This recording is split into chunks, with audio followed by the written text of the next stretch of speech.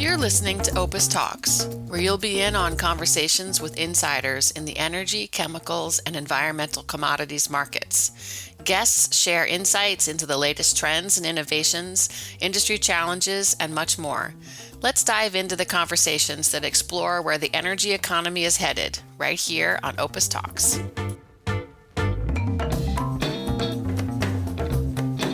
Hello, everyone, and welcome to another episode of OPIS Talks. We're very, very excited today. We have someone who's been in the carbon market for quite some time, and we're very, very excited to learn more about not only the evolution of carbon markets here in Europe over the past 2 decades, but also what's next. Here today, we have Mark Lewis. I will let Mark introduce himself. Mark, welcome. Thanks, Humberto. Pleasure to be with you. So I have been covering the European carbon market and related markets, the old Kyoto markets, and now the Paris markets, since 2005. I think I was the first dedicated full-time carbon analyst in the City of London when I was working at Deutsche Bank back in the day there. So for the last 20 years, I've really been focused on the overlap between energy markets and environmental markets and the whole impact of climate change on European and global energy policy. I recently left my most recent employment at Anderan Capital, which is a dedicated commodities hedge fund, where I was first head of carbon research and climate research. And then after that, I was co-fund manager of an energy transition fund. And I'm taking the summer out to think about what comes next. There's lots of really exciting stuff going on in the carbon markets over the next 5 years, which we'll get into in the course of this discussion, I am sure. Absolutely. And it's exciting to see the beginning of a new chapter, the closing of another one. Before we get into what the last 2 decades have been in your experience in markets, I'm just this past month and just looking at carbon markets now, especially the EU. I mean, we've seen EUA prices stuck between high 60 euros per metric ton, low 70s euros per metric ton for the past year. What will cause EUAs to break out from this trading range? Well, I think what will cause it to break out, and I think the breakout is probably coming within the next 6 months, definitely within the next 12 to 18 months, I think a very dramatic breakout to the upside as a result of the successive years of deficit that we are about to enter into. I think 2026 onwards, the market starts moving into consecutive deficits between now and 2030. And that will mean that the outstanding inventory of EUAs in the market, what we in the carbon market technically refer to as the total number of allowances in circulation, or the TNAC, but in any other commodity market, that would simply be referred to as the inventory. As that inventory starts to draw down each year with successive annual deficits, i.e. deficits of supply relative to demand, you should see prices structurally moving into a more bullish phase. And I think the second thing that will help with that, I mean, that's the primary thing. Inventory drops, price goes up. That's pretty much rule 1 on page 1 of any commodities trading handbook, right? And then on top of that, the realization that the market is going into a period of deficits will concentrate the mind on the longer term picture, which is, as the legislation is written at the moment, the EU ETS cap falls to 0 by 2040. And you don't have natural sellers in this market. You only have natural buyers. What do I mean by that? I mean that in any other commodity market, you have producers and buyers, right? I mean, take the oil market, you have the large national oil companies, your Saudi Aramcos, your ADNOCs, etc., and then your private sector companies, your Exxons and your Chevrons and your Shells and so forth. They produce oil and they sell it to the natural buyers. So you have natural producers or natural sellers and natural buyers, natural consumers. In the EU carbon market, you don't have that. What you have is a regulator who creates a fixed supply of the commodity in question, here European carbon allowances. And what we know 2 things. The supply is fixed, but it's declining every year to 2040. So you put those 2 pieces of information together, a fixed and rapidly declining supply of allowances, together with the fact that there are no natural sellers, only natural buyers. That doesn't mean to say from time to time there aren't going to be people selling, obviously. But what it does mean is the supply of the commodity is outside the control of the players in the market. There's nobody producing it. The European Commission, it's a political construct of a market, and therefore the allowances have been created by regulatory statute. And yes, those can ultimately be changed if there's really the need to do it, but it is incredibly complicated and difficult to do that. So that's how I always frame any discussion on the EU ETS for people looking at it relative to other commodity markets. It has these two unique features, a fixed and declining supply, declining to zero, and no natural sellers. And Mark, I'm very interested in when you say about long-term, looking at this market long-term.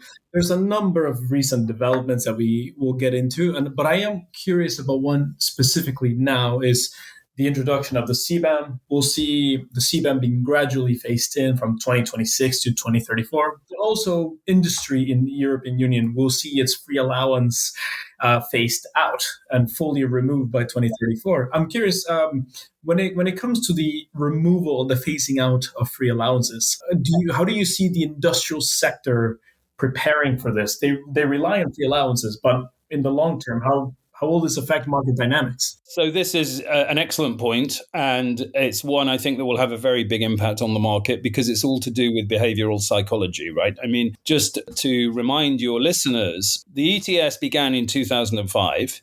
And since 2008, the power generation sector has had to buy 100% of its allowances in the market at the auctions that take place pretty much every day, every business day, aside from the two kind of holiday periods in the year. Whereas all the other sectors covered by the scheme, so the steel sector, the chemical sector, the oil and gas sector for refineries, cement, all of these other sectors have been receiving, right from 2005, all of their allowances for free. Now, with the introduction of CBAM, the Carbon Border Adjustment Mechanism, there will be a carbon price at the border. And that means that, because why do we have free allowances in the first place? We have free allowances because European companies would otherwise be penalized in having to pay a carbon price that their competitors from outside Europe, who are nonetheless selling into the European market, do not have to pay. So when you phase out free allowances, you have to ensure that the playing field is level for European companies. And the way you do that is you say, okay, any company from outside Europe selling into the European market in these sectors will have to pay the same carbon price as European players. Now, two further corollaries to that. One is that the phase out of free allowances will take place progressively over quite a long period of time, over 9 years. It's 2034 that we will see, it's only in 2034 that we will see 100% of allowances being bought by industrials. It gives them some time to adjust. But remember, it's not just the phase out of free allowances, it's the reduction in the cap overall. So they're being squeezed from two sides. The total number of allowances available in the market is declining. The pie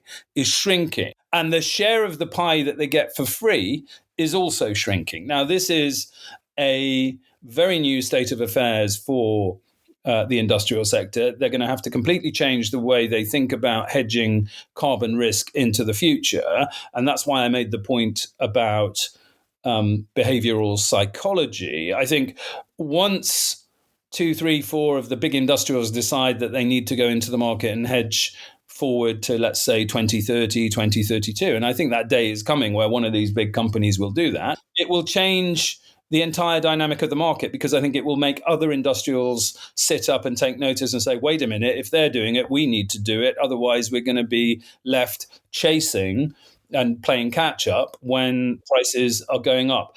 The other thing I wanted to say is that although it's a level playing field on one side of the ledger, European companies are nonetheless being penalized as exporters, because you do not, if you lose your free allowances and you're exporting into foreign markets where there is no carbon price, then obviously you're being penalized there. So that remains a sticking point, I think, in the whole debate around CBAM and free allowances that has never been satisfactorily resolved. And I think that is an issue that could come back to cause political problems for the market. Because, there's one extra piece that flows from all of this. Everything I've said so far sounds very bullish, right? So if you have a market where the setup looks bullish, it will attract further speculative capital into the market.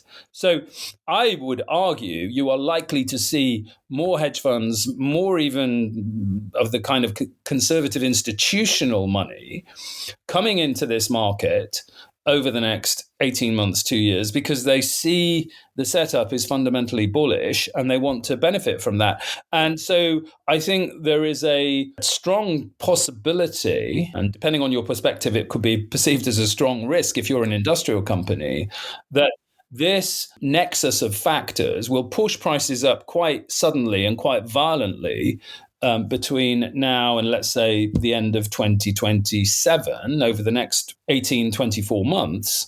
And it will cause a kind of vicious circle where industrials are having to buy more to hedge, and then that only increases the appetite of hedge funds. So I think the one blot on the landscape that I can see here is the political risk that regulators might start worrying about the impact all of this is having on industrial competitiveness in Europe, particularly in light of the recent EU-US trade deal, where Europe is already going to have to cope with 15% tariffs on a number of exported goods to the United States. This is all very tricky. And for a European economy that's been dealing with very high, by historical standards, energy prices more generally, by which I mean power prices, gas prices, if carbon goes into this structural bull phase, as I expect, then that will be a further element to worry about in terms of competitiveness. So that's where I think the risk is on prices. But overall, putting together everything we've just talked about, I think the setup looks very bullish.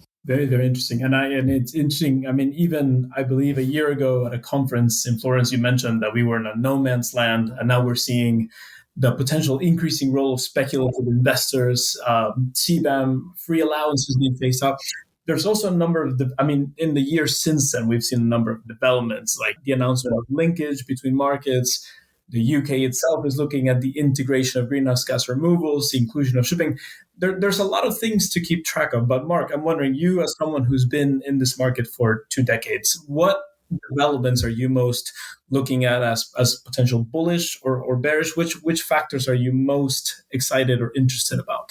Well, I think the first factor I mentioned, really, the fact that the inventory is declining, because that in any commodities market, that is always a signal of bullishness. The level of inventory, the level of market inventory is still very significant, right? So if you think about the oil market, normally what you see in the oil market is 3 months worth of consumption held in storage or inventory, okay?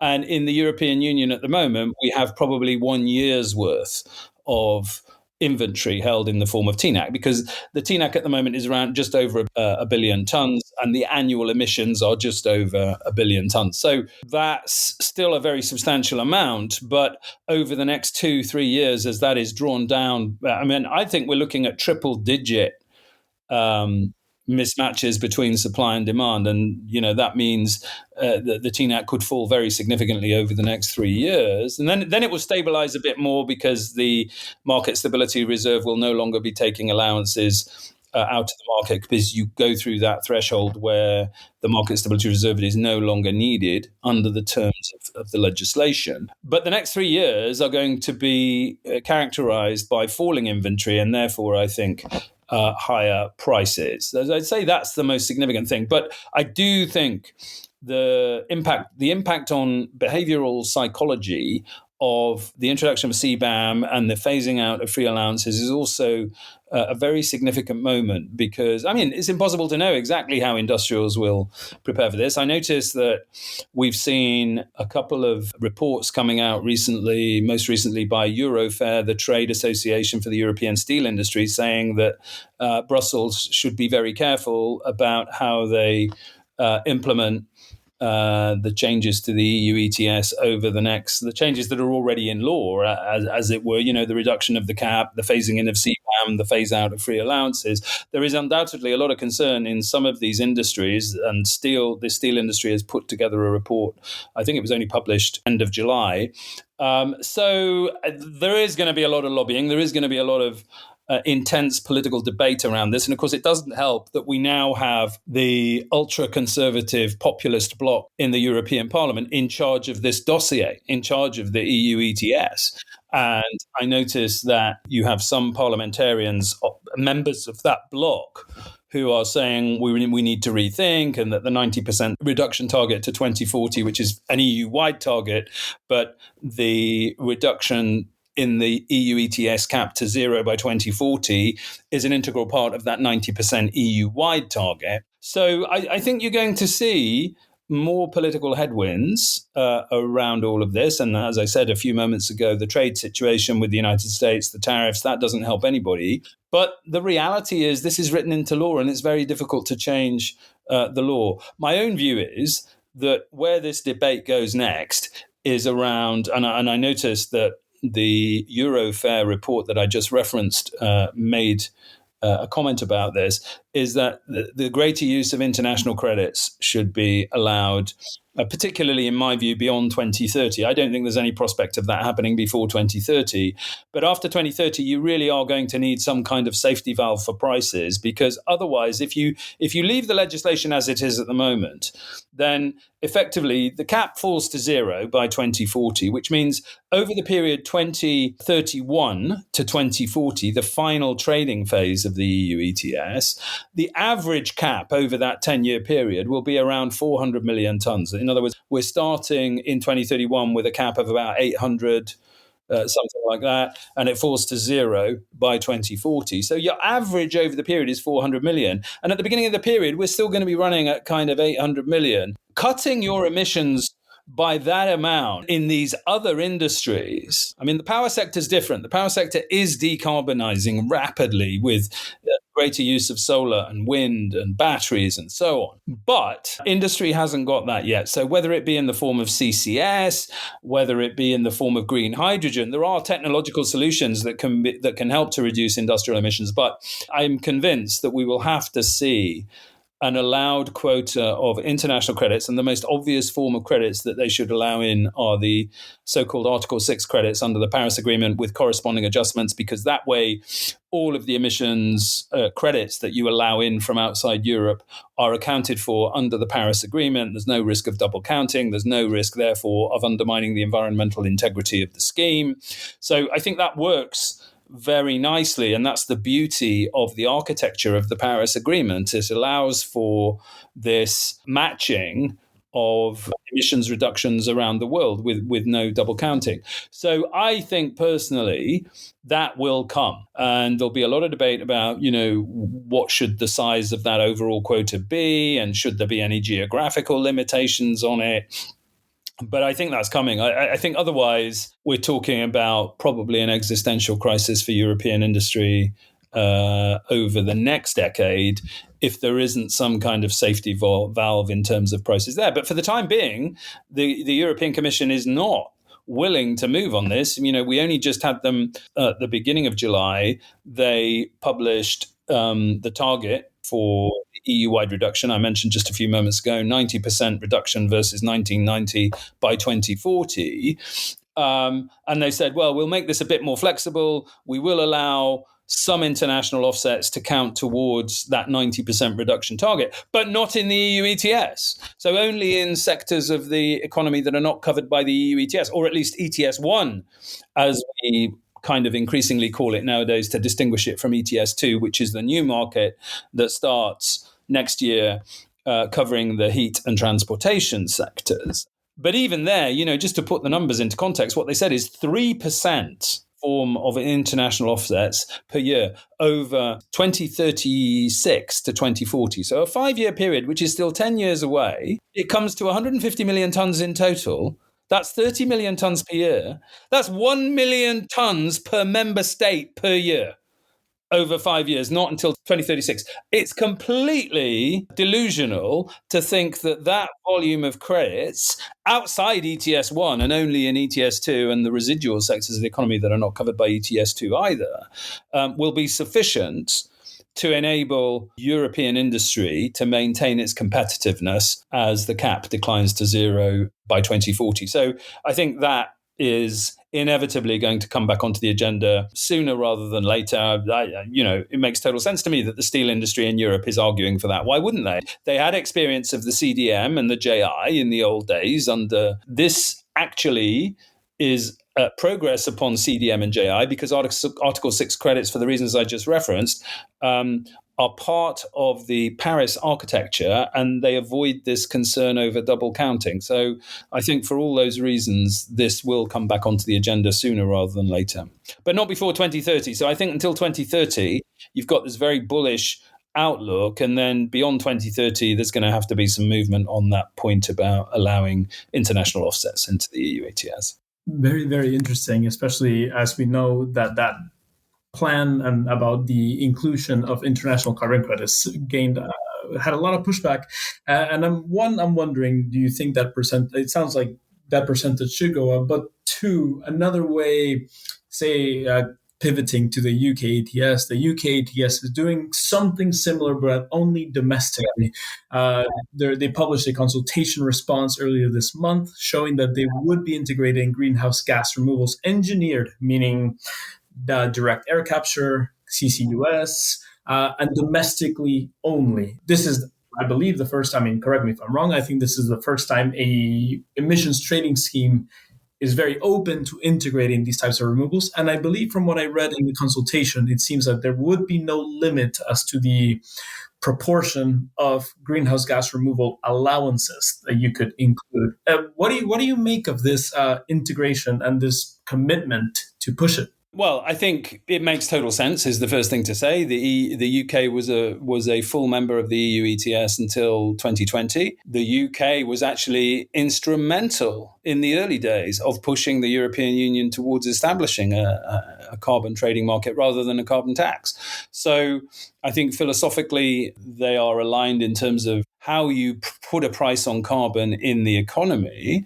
And I think clearly with the political changes we've had in the UK with a new government over the last year now, and trying to be more constructive in terms of European engagement, which the last Conservative government very definitely was not, because they were the architects of the Brexit policy. So I think the situation now is that we will probably have a link in place, a formal link in place between the UK ETS and the EU ETS, I would say by at the latest 2028. But in reality, the prices have already converged a lot compared with where they were at the beginning of the year, right? Because we had a huge discount at which UKAs were trading relative to EUAs in January. It was 40 euros a tonne of discount. And now we're more back to sort of a range of between 5 and 10 euros a tonne. And I think it will probably remain in that range until we see confirmation that the link is going ahead. And that'll just be, one of those discounts that exists that will be arbitrage every time it falls to a narrow discount. It will be sold off again. And every time it widens to a big discount, it will be bought again. And that's how it will play out. But I think it makes total sense. Again, though, I would say there's political issues in the UK. This government, although it has a very big majority, has lost a lot of support over the last year. If there were an election tomorrow, it's almost, at least if you base yourself on the opinion polls, it would be the Reform Party that would win. And the Reform Party is dead against carbon pricing in general and linking UK carbon prices to the EU in particular. Now, this government, in the ordinary course of affairs, has another 4 years in office with a very big majority. So they can do, within reason, they can do pretty much whatever they want. And I think they do want to get this done. It would be harder, say they've got this done late 27, early 28, and then the UK general election is in 2029. And even if the opinion polls haven't changed and it's Reform that comes in and wins in 2029, it's not an easy thing to rip up something like that, because people forget. But what you do is you create vested interests, and industry wants this. Industry wants linking with the EU ETS. UK industry wants that because it gives them better visibility on the carbon price in their own, and it means you're not going to be subject to the CBAM in Europe. So I think there's a lot of saber rattling going on, a lot of noise. I'm paying close attention to it, but I'm not yet, at least, losing any sleep over it. I think, the base case is this happens. It happens by 2028 at the latest, probably earlier than that. And all things considered, I would say it will happen in a way that means the two markets are linked all the way through now until the end in 2040. And Mark, talking about CBAM and linkage, I mean, we've seen linkage before, I believe currently between the EU and the Swiss market. I mean, you started on this market in the mid 2000s. I mean, now we're seeing emerging carbon markets in Turkey, in Brazil, in Japan, and they all have their unique features. I'm wondering, are there some markets that you're looking into with interest, and what advice would you give to government or legislators implementing these markets? What would be your advice, something to look out for in the early days of these markets? Yeah, I mean, so I think that's a very interesting question. I think what we have is already some compliance markets that don't get as much attention as the EU ETS. So California, for example, that's now a very well-established market that's been very disappointing in terms of price action for investors, at least. Over the last 2 years. There's been a lot of political problems there, but those probably look as if they will be resolved now, if not by the end of this year, then kind of Q1 at the latest next year. And the fundamental drivers of that, once we get through all the political noise, look very bullish. So I think California is one to keep your eye on if you are looking at this on a 6 to 12 month view. No rush, no urgency to get involved with it yet, but that market is going to come back, I think.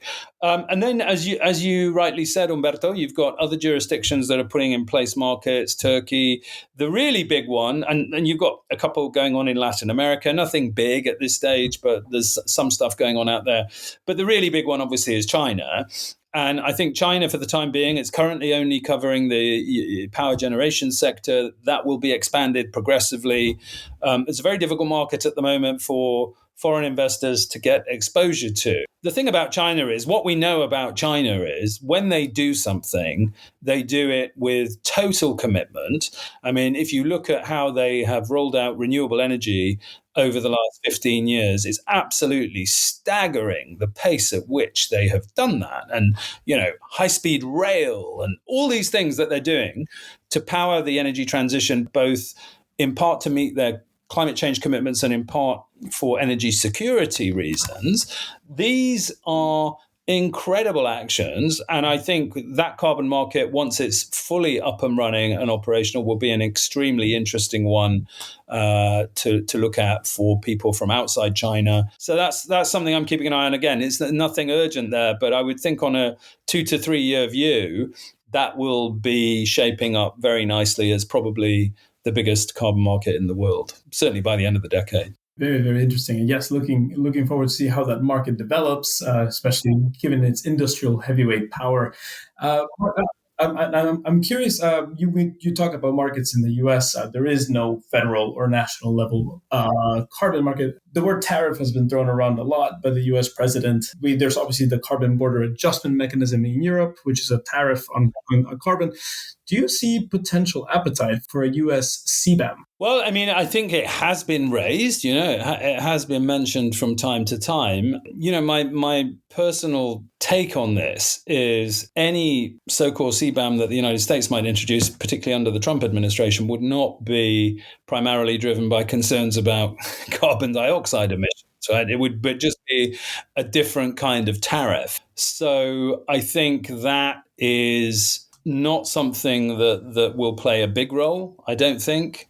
Maybe wrong, but it's not kind of how I read it at the moment. And in any case, if you look how much back and forth there has been on these Trump tariff announcements over the last 6 months, ever since he came into office, I mean, you don't know whether the tariff measures he announced are going to last, 3 weeks. never mind 3 years. We've all become inured to these kinds of incendiary statements about tariffs. They are happening and they are real, and but I don't think we are likely to see significant CBAM measures taken by the United States. Interesting. Yeah, I think it has been raised before. I'm surprised it hasn't gained more traction. But like you said, the environmental concern is not a top priority for the current administration. Mark, it's been a really interesting chat, and I'm curious. I mean, you most recently left Andurand. You're taking some time to yourself. Well, what are your next steps after having been? I mean, you are a veteran of the market. What are your next steps? Yeah, well, I mean, I think I wanted to refocus 100% of my time on carbon, and I had other responsibilities at Andurand that made that difficult. And I wanted to focus 100% on carbon because, as I've been explaining throughout the course of this conversation, over the next 5 years, I think we're in for probably the defining moment in European and, to a certain extent, global carbon markets. And I very much want to focus my time and expertise on those developments. Exactly how that plays out, we'll have to wait and see. I just got back literally from last week in Mexico, visiting a very interesting mangrove restoration project in the state of Veracruz. Incredibly interesting work going on there. Potential, we'll wait and see. Potential perhaps for Article 6 crediting of projects like that, which I think would be very much a step in the right direction. So I'm kind of still figuring out exactly what the next step is, and I want to do some more writing. I very much enjoy writing. I've just written up that Mexican piece as a literary travelogue, as it were, looking at, I've written a piece called Macbeth Amongst the Mangroves, looking at how some of Shakespeare's most famous works can be read as allegories for climate change and restoration through nature. And I'll have a better idea of where things are going in the next couple of months. But for the time being, I'm just enjoying the summer and keeping an eye on carbon markets and another eye on my Shakespeare projects. It's very, very exciting, Mark. Mark, it's always a delight to talk. Thank you for joining us in this conversation. We've talked on so many different topics, but it's very, very excited for what's ahead. And thank you again for being with us. Absolute pleasure. Thanks very much for having me on. We hope you've enjoyed today's insider conversation on Opus Talks. Join us next time for a deep dive into another industry insider's world. You can find more Opus Talks episodes at opusnet.com/podcasts or wherever you listen to your favorite podcasts.